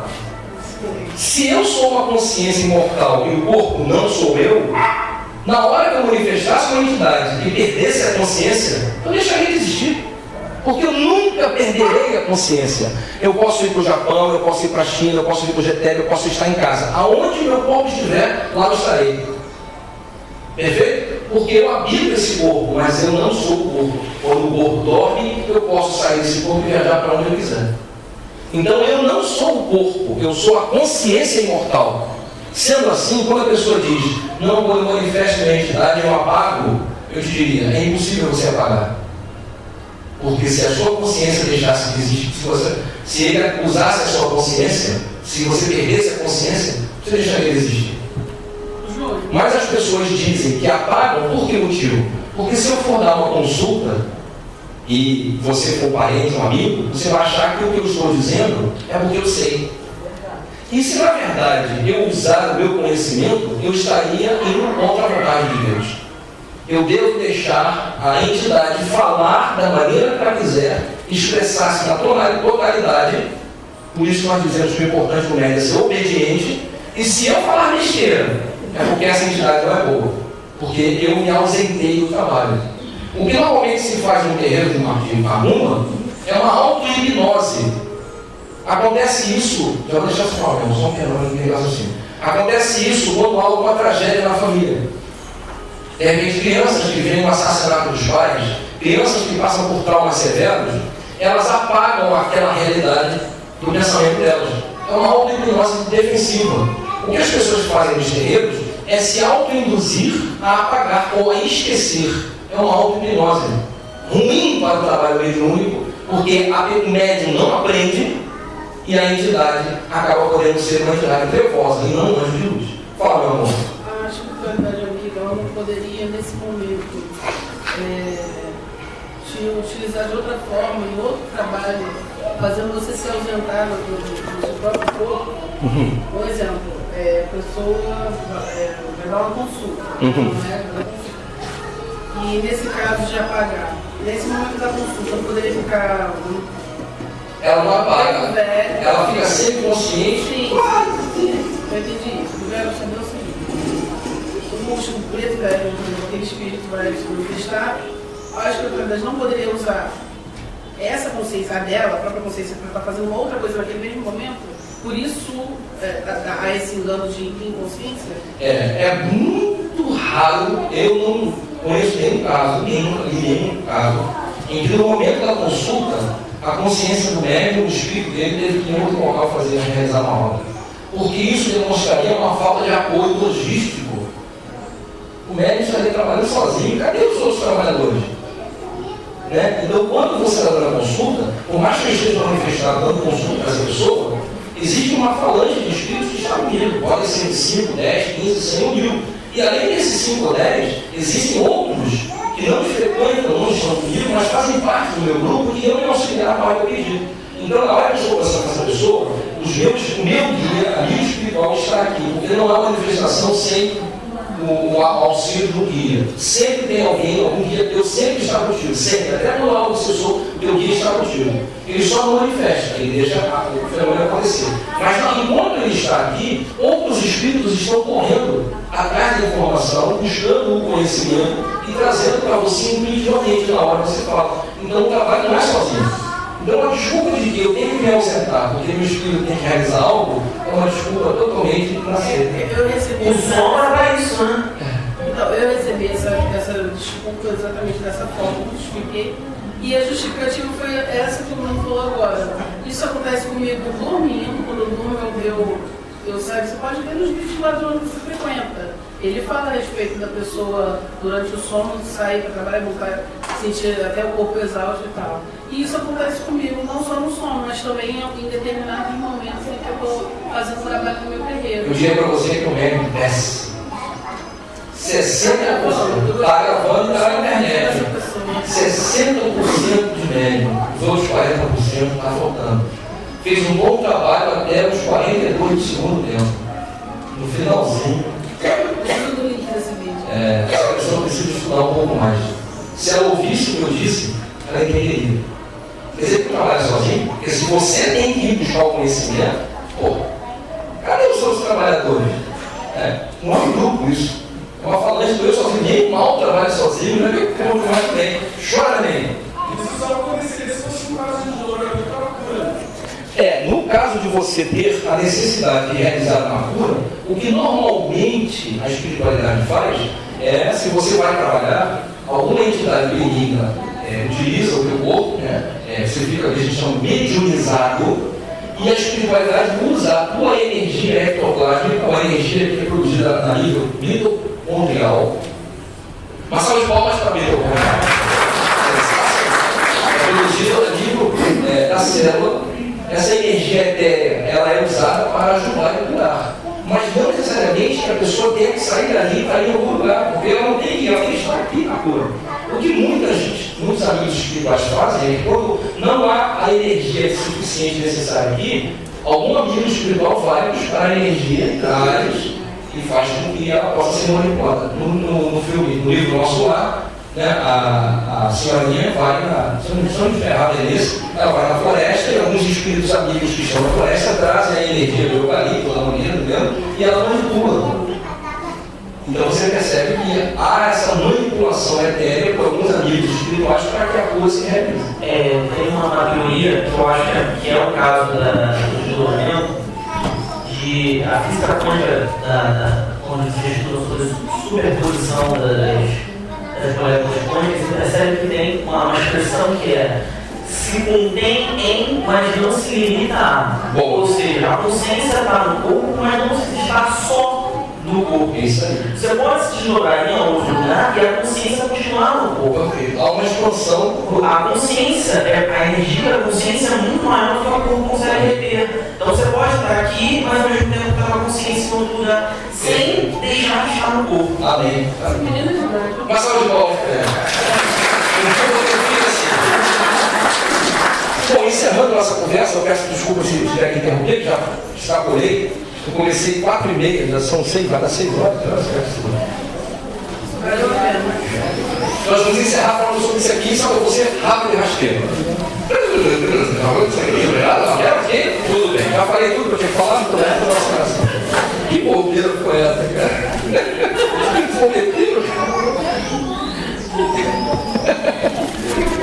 Eu vou ler para vocês um trecho do livro. Quem quiser, aliás, esse livro que eu vou falar agora, vou citar e usei como base para o nosso estudo de desobsessão. Doutrinação, a arte do convencimento, do Luiz Gonzaga. É um livro, não é Luiz Gonzaga Baião, tá? Luiz Gonzaga Pinheiro. Doutrinação, a arte do convencimento. Esse livro é fantástico. Eu aconselharia a todo médico dar uma lidinha para aprender. Foi? Eu não consegui entender. Diz assim o trecho do livro, fantástico, página 35 do livro. Como no trabalho honesto, material ou espiritual, somos mais facilmente encontrados pelos mentores. Como no trabalho honesto, material ou espiritual, somos mais facilmente encontrados pelos mentores. Cabe ao doutrinador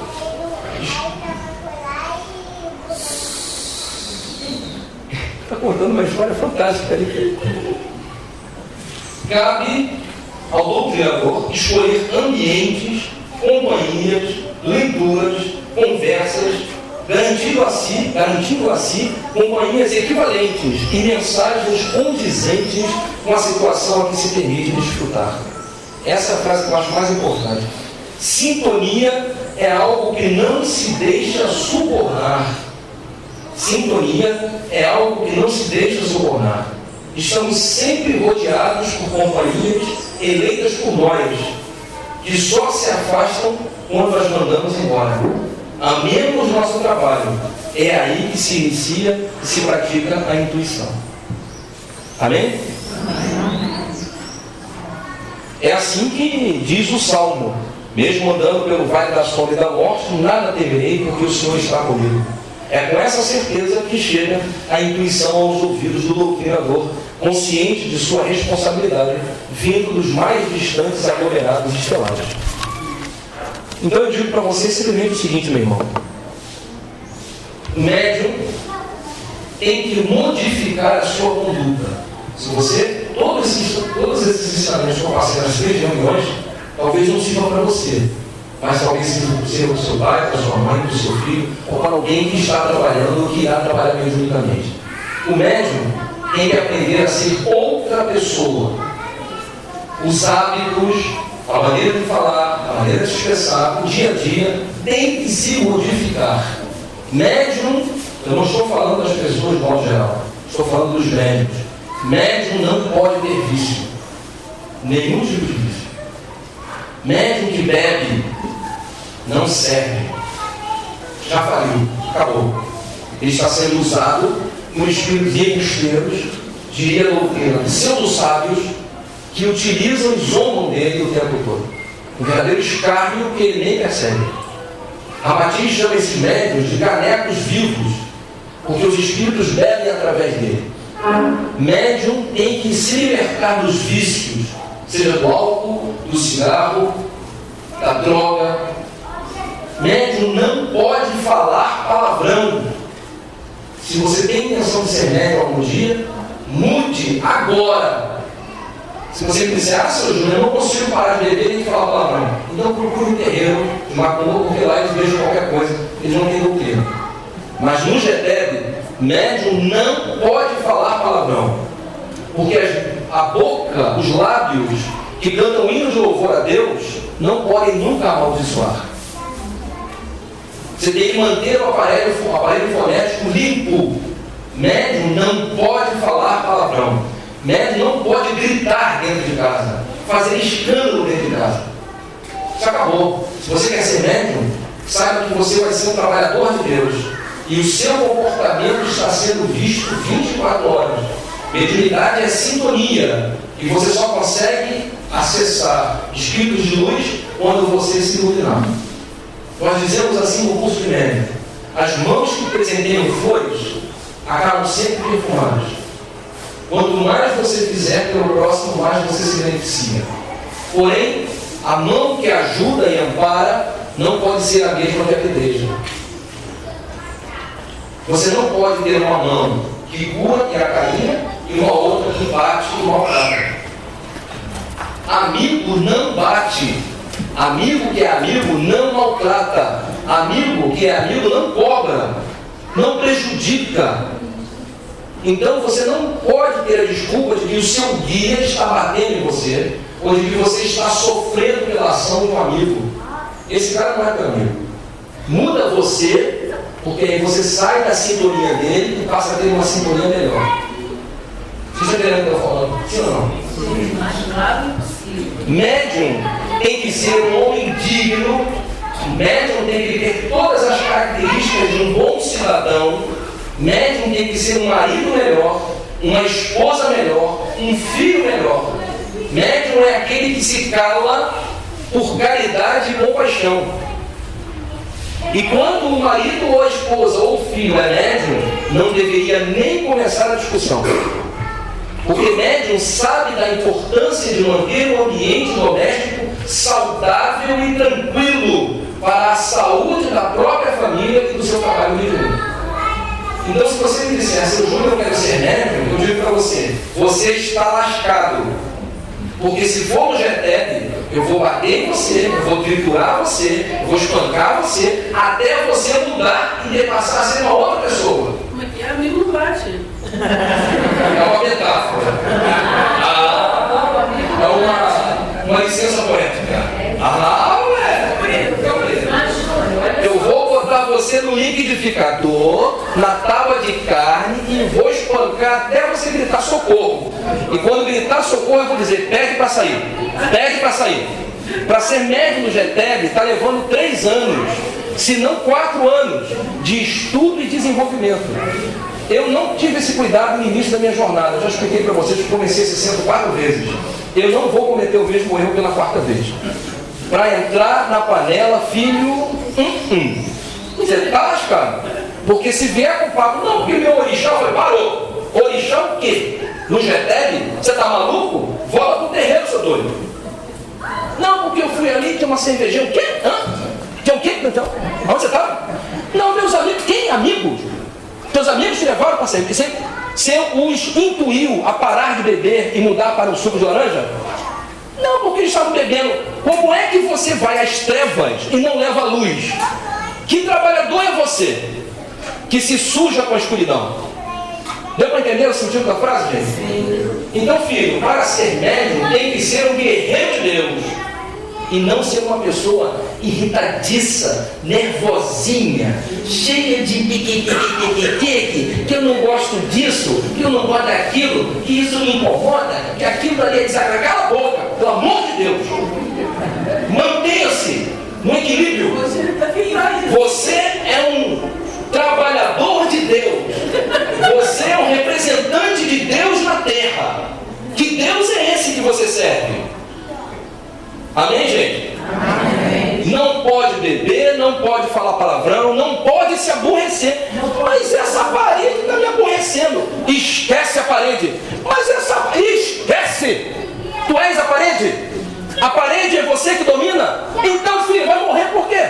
Porque se não for a parede hoje, amanhã é o cachorro. Se não for o cachorro, amanhã é a guerra no Iraque. E depois é uma outra coisa. E você não vai fazer o dever de casa, que é mudar.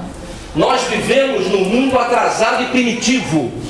Numa escala de 1 a 5, estamos no nível 2. Acabamos de sair do pseudo-inferno. 70% do mundo está na escuridão e nas trevas. Você está esperando o quê? Bondade, amor e complacência? Aonde? Aqui? Você está lascado, cara. 70% do mundo está cego. Não enxerga um palmo adiante do nariz. Não vê aquela realidade que eu te apresentei, de que nós não somos seres materiais, nós somos seres espirituais, transitoriamente numa experiência material. Nós somos muito mais do que esse corpo físico. 70% ou 80% das pessoas não sabem nem o que eu estou dizendo. Elas estão agora tomando uma cervejinha ou vendo o Luciano Huck na televisão. Deixando o tempo passar. E eu te disse hoje isso e repito. O tempo, a gente não usa o tempo, a gente gasta o tempo. A cada minuto que passa, é menos 1 minuto para você realizar a sua tarefa. Você vai deixar para os últimos minutos para estudar para a prova? Tem certeza? E se você morrer antes e não tiver feito o dever? Qual vai ser a sua morte? Amém?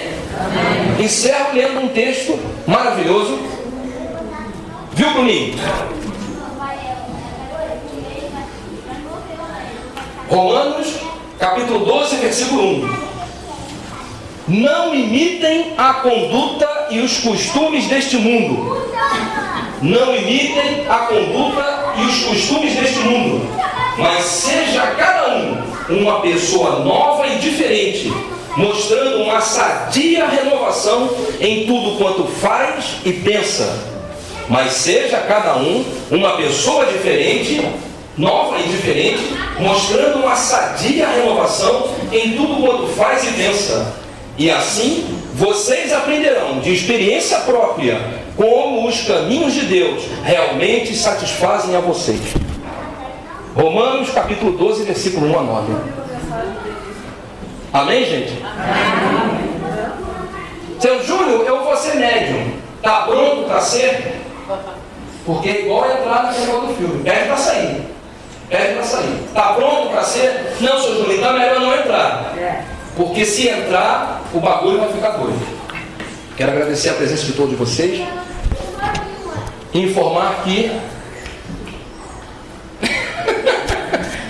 a partir do ano que vem, eu estou me preparando para mudar a nossa sequência de estudos. Eu já estou para fazer isso desde o ano passado e não consegui ainda, mas cada dia, cada vez que eu paro para pensar nisso, essa vontade cresce no meu coração. Então nós vamos fazer um corte horizontal nos nossos estudos, de forma que eu vou falar menos para as pessoas no dia a dia, nas reuniões de sábado. E aqueles que quiserem aprender mais, nós vamos criar um segundo ciclo de estudos mais aprofundado, para evitar que vocês durmam durante a reunião, como acontece frequentemente. Porque é ruim para vocês e é pior para mim que assisto. Né? Vocês não têm noção de quando vocês dormem, como eles usam vocês, impedem vocês de aprender. Então, para evitar esse constrangimento, a partir do ano que vem, eu vou diminuir o tempo, vou diminuir o ensinamento, vou falar só o feijão com arroz, para que vocês tomem passe e façam o tratamento. Quem quiser aprender mais, vai frequentar o segundo ciclo de estudos. Como é que vai ser esse segundo? Eu estou, até dezembro eu vou inventar. Está vindo na minha cabeça, mas não está pronto não. A inspiração está vindo aos poucos. Semana que vem, nós vamos quebrar o coco sem rachar a sapucaia. É mais ou menos isso.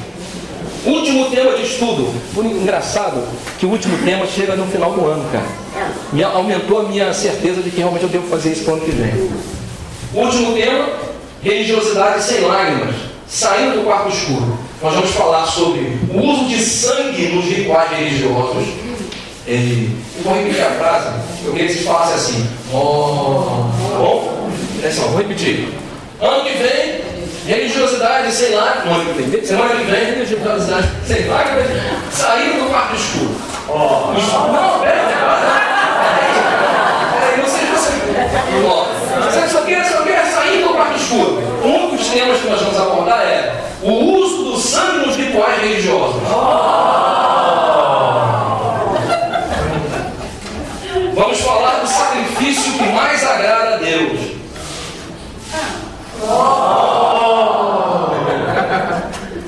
E vamos falar sobre as pessoas que querem negociar com Deus. Porque o papo é o seguinte, cara. O papo é mais ou menos assim. Não sei se vocês já perceberam, eu não posso entender que hoje a reunião de hoje já rolou todos os limites da racionalidade. Vocês são tradicionais, você deve lembrar. Quando, muito mais atrás, ninguém tinha telefone. A gente tinha que se inscrever no plano de expansão da CETEL. Aí depois veio a CTB. Aí depois veio a Telerge. E não é isso? Aí privatizou. Hoje você tem celular, todo mundo tem celular 1, 2, 3, do Chico, claro, do Oi, do Vivo, Tim. Antigamente, não sei se você lembra disso, para você ir daqui para Jacarepaguá, eu morava na Taquara, da Boiúna, na estrada velha, lá da Boiúna. Era a vida no Mano Sérgio. Para mim sair de lá, para ir para a faculdade, até uma filha, eu trabalhava no banco, lá na cidade, no Banco Itaú. Para mim sair daqui e ir para a cidade e depois ir para a faculdade, eu tinha que pegar um ônibus, era o 764, se não me engano, 763, Santa Maria, com a Afonso, sei lá. E aí você pagava, o cara te dava uma fichinha de plástico. Quando você ia descer, você tinha que jogar a fichinha no gasofilácio. Caraca, veio na hora a resposta. Que era uma vazia, um negocinho na caixinha, né? Eu pegava um ônibus até a Taquara, pegava um ônibus até Madureira, pegava o trem até o centro da cidade, andava até o banco, depois de trabalhar o dia inteiro, pegava o trem voltando, descia o chegar daquele ponto, estudava no João Louco, depois pegava e ia até a Taquara, isso todos os dias. Hoje, quando você quer ir daqui para Campo Grande, tem a van na porta. Se é boa, se é ruim, não importa, mas tem uma van ali. Quando você quer fazer a faculdade, você pode fazer até a distância, não presencial. Quando hoje você quer tomar um café da manhã, você pega, abre um potinho, bota na cafeteira, joga água dentro, liga, vai escovar teu dente, Toma teu banho, quando você sai, o café está pronto. Se bobear o pãozinho quente que você comprou ontem à tarde, tu deixou esquentando, botou na geladeira de manhã, só esquenta no forno, tu toma teu café com pão quentinho, sabe? Antigamente, nossos avós tinham que cortar lenha, guardar essa lenha num local sem umidade, de manhã acordar às 3, 2 horas da manhã, para ligar o fogo, acender o fogo, depois ir lá esperar o leiteiro que veio com a vaca, nas vasilhas de aço, tirava o leite, fervia, tirava a nata, 2, 3 horas da madrugada para poder você sair de casa às 7 da manhã para tomar um café, o pão ele fazia na hora. Você vai esquentar comida? Antigamente você tinha que fazer comida todo dia. Hoje em dia você faz um arroz a mais, feijão a mais, bota na geladeira, esquenta no micro-ondas, rapidinho, come, desesperado para sair correndo, esquenta na frigideira. Como é que a gente evoluiu, né? Como a gente evoluiu, né? Antigamente um homem corria até os 100 metros, levava 14 segundos. Hoje o cara corre 100 metros em 7, 8 segundos. Uma criança nascia antigamente, demorava 4, 5, 2 anos para abrir os olhos, sei lá. Saía da maternidade com uma venda nos olhos, com uma tala na barriga, e ficava no quarto todo escuro durante semanas para não abrir o olho, por causa da claridade. Hoje em dia a criança sai da maternidade, bota fogo! Já sai do WhatsApp, já. A criança já sai da maternidade olhando, tem 4 meses, foi andando. Em 1 ano quer andar, cara. Em 2 anos vai querer discutir contigo sobre a realidade existencial da tua mulher. O que é isso, cara? Olha como é que a gente evoluiu em 100 anos. Semana que vem vai falar essa história. Por quê?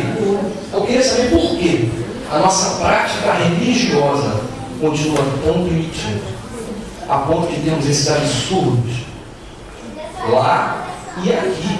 Os nossos vizinhos, muitos, não estou falando aqui, falando vizinhos de modo geral, são fundamentalistas religiosos, pragmáticos, praticam uma religião que você tem que dar o seu todo, que você tem que dar a sua oferta mais forte, a sua vida.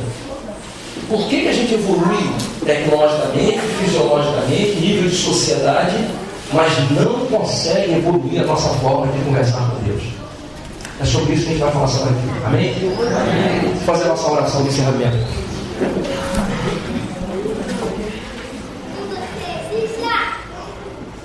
Pai, ao encerrarmos essa parte dos nossos trabalhos aqui na terra, te agradecemos, Senhor. Te agradecemos pela presença dos benfeitores espirituais, pelo auxílio sempre bondoso dos nossos filhos, pela imensa paciência que tu tem demonstrado com todos nós.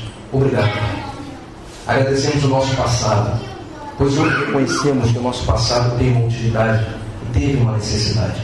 Se somos quem somos e pensamos como pensamos, devemos tudo isso ao nosso passado. As dores, os sofrimentos, as alegrias e felicidades. Foi tudo isso que nos tornou quem somos e nos permitiu que hoje possamos vislumbrar um futuro melhor. Se hoje somos ainda escravos do passado, somos verdadeiramente donos do nosso amanhã. E por essa liberdade, por essa capacidade de modificar a minha realidade, todos te agradecemos. Muito obrigado. E que assim seja. Meia hora de intervalo.